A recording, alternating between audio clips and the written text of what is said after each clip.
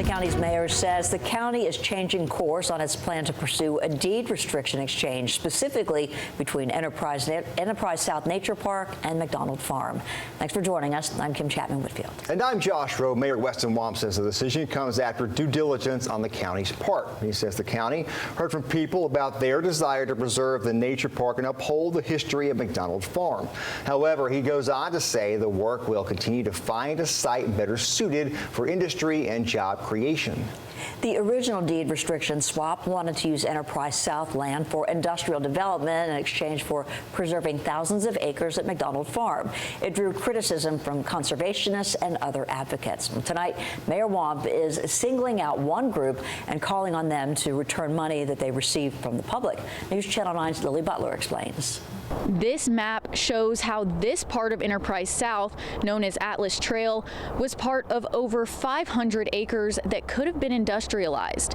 Now, Hamilton County Mayor Weston Womp says deed restrictions will no longer be changed, and advocates for the park say it's a win for the community. So it's not about us, it is about 12,600 something people who absolutely stood up and spoke out. Elspeth Hare and Hadrian Turner are co-founders of Save Enterprise South, an organization that has been advocating against the exchange of deed restrictions. To get this news that kind of feels like a pressure release valve is very overwhelming, so very happy but also cautiously optimistic. That's after Mayor Womp said due diligence led to the decision not to make deed restriction changes as planned. Is this an election ploy to just get past an election and then come back with a desire to take 200 or 300 acres of it? State Representative Greg Vidal from Ottawa signed in support of the county's original plan back in October, but says at that point he didn't have the full picture. Realizing this property is protected in perpetuity,